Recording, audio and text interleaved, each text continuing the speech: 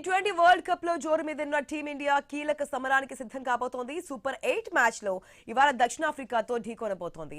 Super form లో ఉన్న భారత జట్టు సెమీస్ పై కన్నేసింది.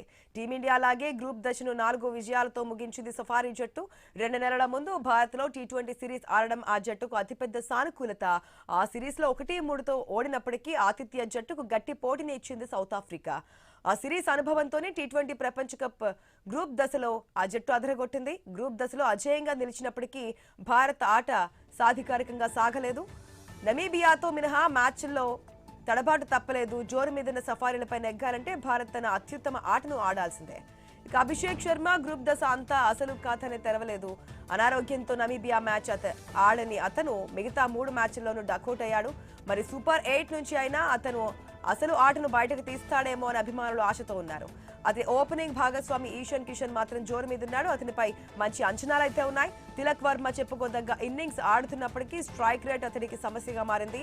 అతను మరింత ధాటిగా ఆడాల్సిన అవసరం కూడా ఉంది. ఇక కెప్టెన్ సూర్యకుమార్ అమెరికాపై విలువైన ఇన్నింగ్స్ ఆడాక ఇబ్బంది పడుతున్నాడు. తన సహజ శైలిలో చెలరేగిపోతున్నాడు. ఇక గ్రూప్ దశలో ఉత్తమ ప్రదర్శన చేసిన భారత బౌలర్లు ఈ మ్యాచ్ లో ఎలా రాణిస్తారో చూడాలి.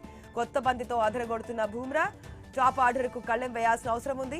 బెస్ట్ ఆల్ రౌండర్లు హార్దిక్, దూబే కొన్ని ఓవర్లు పంచుకుంటారు. నిలకడగా రాణిస్తున్న అక్షర్, వరుణ్ స్పిన్నర్లకు అనుకూలించే అహ్మదాబాద్ లో బలమైన దక్షిణాఫ్రికా బ్యాటింగ్ విభాగానికి సవాల్ విసురుతారేమో చూడాలి. ఇక పిచ్ ను బట్టి 3వ స్పిన్నర్ గా కుల్దీప్ ను లేదా 2వ పేసర్ గా హర్షదీప్ ను తుది జట్టులోకి తీసుకుంటారు.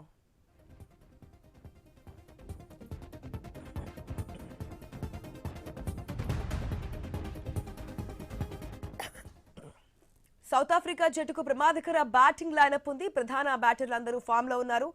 ఇక మార్క్రమ్, డిడాక్లతో స్థిరమైన ఓపెనర్లు ఆ జట్టు సొంతం. తర్వాత రిడెక్లన్, బ్రెవ్రీస్, స్టబ్స్, మిల్లర్లతో దక్షిణాఫ్రికా బ్యాటింగ్ కు తిరుగులేదు. 7-8 స్థానాల్లో ఆడే బోష్, ఆన్సన్ సైతం బ్యాట్తో చెలరేగగలరు. ఇక డికాక్, బ్రెవీస్ లాంటి బ్యాటర్లకు త్వరగా పెవిలియన్ చేర్చకపోతే కష్టమే.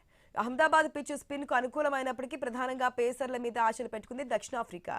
రబడా, ఆన్సన్, ఇంగిడి, బోష్లతో ఆ జట్టు పేస్ విభాగం ఎంతో మెరుగ్గా కనిపిస్తోంది. స్పిన్ లో ఆ జట్టు బలహీనమే. ఇక కేశవ్ మహారాజ్ భారత బ్యాటర్లను అడ్డుకోగలడా అన్నది సందేహమే. అతడికి captain Markram part time spin తో సహకారం అందిస్తాడు.